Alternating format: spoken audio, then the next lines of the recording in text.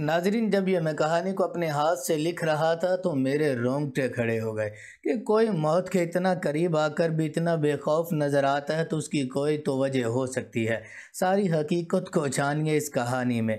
متوفی کو ربیہ نے شہادت دی کہ جب صدام حسین کو عارضی نیند سے اٹھا کر دائمی نیند سلانے کے لیے جگایا گیا تو ان کے اعصاب پوری طرح ان کے قابو میں تھے۔ یہ ایسا منظر تھا جو کسی بھی دیکھنے والے کو ہلا دینے کے لیے کافی تھا۔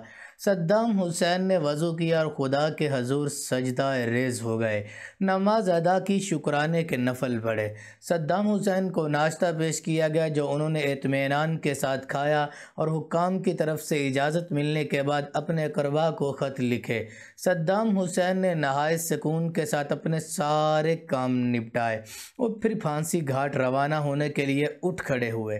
ادھر وسط شب کے لگ بھگ بغداد کے گرین زون میں قائم ہیلی پیڈ پر 2 ہیلی کاپٹر اترے۔ ان میں سے تقریباً 120 افراد اتر کر الکاظمیہ کی طرف روانہ ہو گئے، جہاں کسی زمانے میں صدام حسین کی انٹیلیجنس کا مرکز قائم تھا اور جسے آج صدام حسین کے لیے پھانسی گھاٹ بنایا جا رہا تھا۔ ان 120 افراد کے بارے میں اب یہ بالکل واضح ہو گیا ہے کہ سبھی مقتدی الصدر کے حامی اور صدام حسین کے جانی دشمن تھے۔ کہا جاتا ہے پھانسی کے انتظامات نور المالکی کے معتمد باسمی الحسینی کے سپرد کیے گئے اور پھانسی کی عکس بندی کا کام علی المزدی کے ذمہ لگایا گیا، جو نور المالکی کا سرکاری ویڈیو ریکارڈ اور فوٹوگرافر ہے۔ 30 دسمبر کو علی صبح 5 بجے کے قریب صدام حسین کو کیمپ جسٹس لا کے انہی 120 افراد کے حوالے کیا گیا۔ یہ بات اہم ہے کہ صدام حسین کو امریکیوں نے پھانسی سے پہلے آخری وقت تک اپنی تحویل میں رکھا، جو یہ ظاہر کرنے کے لیے کافی ہے کہ ہر کام امریکہ کی نگرانی میں ہو رہا تھا۔ بغداد کی یہ صبح ایک عجیب طرح سے طلوع ہو رہی تھی۔ عینی شاہدوں کا کہنا کہ صدام حسین راضی برضا لگ رہے تھے۔ ایسا معلوم ہو رہا تھا کہ موت کا خوف انہیں چھو کر نہیں گزرا۔ وہ گارڈز کی معیت میں اس طرح چل رہے تھے جیسے بطور صدر کسی اناگوریشن میں جا رہے ہوں۔ صدر دروازے سے صدام حسین کو سرخ ریلنگ والے پھانسی کے کمرے میں لایا گیا، جہاں 3 نقاب پوش جلادوں نے ان کے گرد گھیرا ڈال دیا۔ نقابوں کے پہنے ہونے کے باوجود صدام حسین کے لیے ان کو پہچاننا مشکل بالکل نہ تھا۔ ان کی گہری بھوری جلد، ان کا لہجہ چغلی کھا رہا تھا کہ ان کا تعلق عراق کے جنوب میں واقع اس علاقے سے ہے جہاں ان کے دور اقتدار میں غیر ملکی اشارے پر ان کے خلاف 2 بغاوتیں ہوئیں۔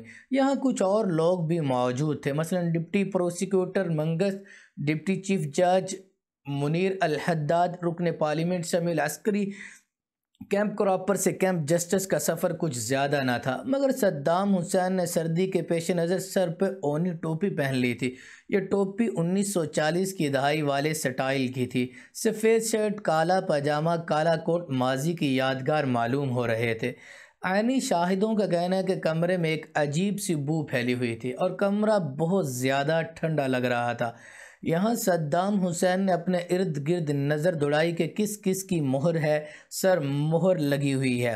صدام حسین کو جج کے سامنے ایک کرسی پر بیٹھنے کے لیے کہا گیا۔ صدام بیٹھ گئے تو جج نے بلند آواز سے موت کا فیصلہ پڑھنا شروع کر دیا۔ صدام حسین نے پورے جوش اور یقین کے ساتھ نعرے لگائے، اللہ اکبر، عراق زندہ باد، عراقی عوام زندہ باد، فلسطین عربوں کا ہے۔ جب تک جج موت کا حکم نامہ پڑھتا رہا، صدام حسین مسلسل نعرے لگاتے رہے، اللہ اکبر، اللہ اکبر۔ جج خاموش ہوا تو صدام حسین بھی خاموش ہو گئے۔ دیکھنے والوں کے لیے یہ ایک عجیب ولولہ انگیز منظر تھا۔ صدام حسین کی آنکھوں میں ایک چمک، ان کے لہجے میں ایک دمک اور ان کے اعصاب میں ایک سکون تھا۔ کہنے والے کہتے ہیں آدمی مجرم ہو تو اسے یہ کچھ نصیب نہیں ہوتا۔ 5:30 کا وقت تھا۔ باہر بغداد میں فضا مؤذن کی اذان سے گونج رہی تھی اور اندر تختہ دار پر صدام حسین امریکہ کے خلاف اذان حق اور نعرہ تکبیر بلند کر رہے تھے، اللہ اکبر، اللہ اکبر، اللہ اکبر، اللہ اکبر، اشہد ان لا الہ الا اللہ، اشہد ان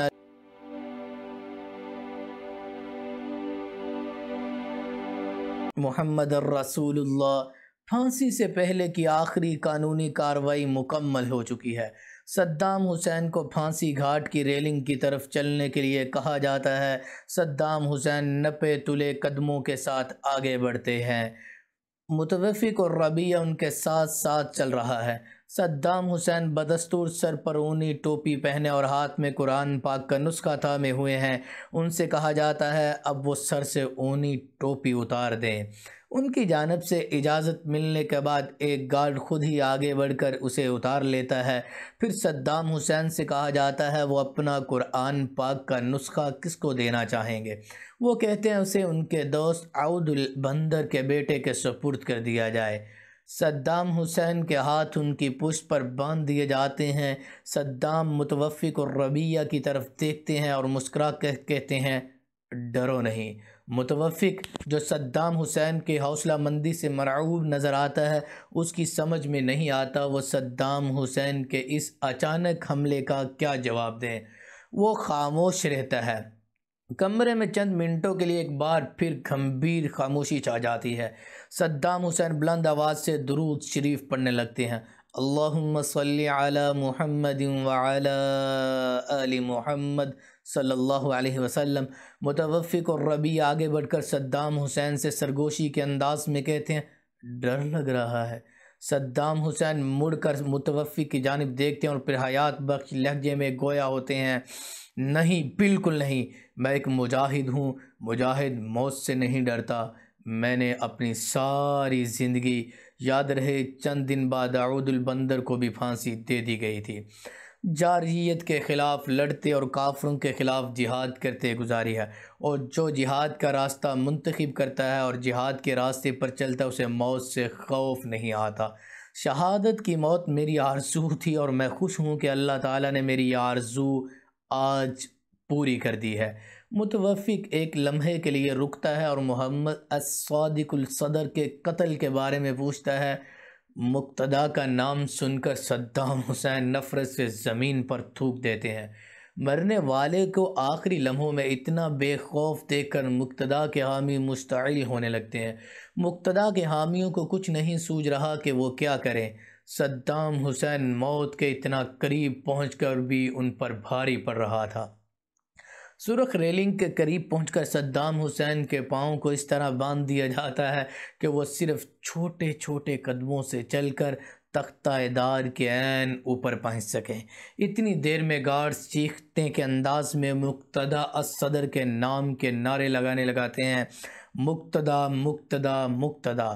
صدام حسین کے چہرے پر ایک فاتحانہ مسکراہٹ ابھرتی ہے اور وہ نعرے لگانے والوں کی طرف دیکھ کر کہتے ہیں کیا تم لوگ اپنی بہادری اسی طرح دکھاتے ہو؟ ایک گارڈ چلا کر کہتا ہے تم نے ہمیں برباد کر دیا ہے۔ صدام حسین اس کے جواب میں کہتے ہیں میں نے تمہیں بے کسی، محتاجی اور غربت سے بچایا اور تمہارے دشمنوں امریکیوں اور ایرانیوں کو تباہ کیا۔ ایک گارڈ چلاتا ہے سیدھے جہنم میں جاؤ۔ صدام پورے یقین اور اعتماد سے کہتے ہیں جہنم میں تم جاؤ گے، میں تو آج جنت میں جا رہا ہوں۔ مقتدیٰ کا ایک حامی پھر چیختا ہے لعنت ہو تم پر۔ صدام حسین ترکی بترکی جواب دیتے ہیں مجھ پر نہیں تم پر۔ ہجوم کا شور بلند ہوتا جاتا ہے۔ صدام حسین اب ہجوم سے توجہ ہٹا کے پھر سے مسنون درود شریف کا ورد کرنے لگتے ہیں۔ اللہم صلی علی محمد وعلی آل محمد صلی اللہ علیہ وسلم۔ اس کے بعد صدام حسین بلند آواز سے کلمہ شہادت پڑھتے ہیں اشہد ان لا الہ الا اللہ واشہد ان محمد الرسول اللہ صلی اللہ علیہ وسلم۔ صدام حسین کے ارد گرد شور بڑھنے دیکھ کر ڈپٹی پروسیکیوٹر نے مداخلت کرتے ہوئے گارڈز کو دور رہنے کی ہدایت کی۔ اس کا کہنا تھا کہ میں تمہیں صدام پر حملہ کرنے کی اجازت نہیں دے سکتا، اگر تم لوگ باز نہ آئے تو میں یہاں سے چلا جاؤں گا۔ پھر ایک اور آواز بلند ہوتی ہے کچھ تو خدا کا خوف کرو۔ قانونی طور پر پھانسی کے وقت پروسیکیوٹر کی موجودگی ضروری سمجھی جاتی ہے، اس لیے شور کچھ دیر کے لیے مدھم پڑ جاتا ہے۔ صدام حسین ریلنگ کے بالکل قریب پہنچ چکے ہیں، ان کا سر بلند ہے، آنکھوں میں موت کا خوف کہیں دور دور تک نظر نہیں آ رہا۔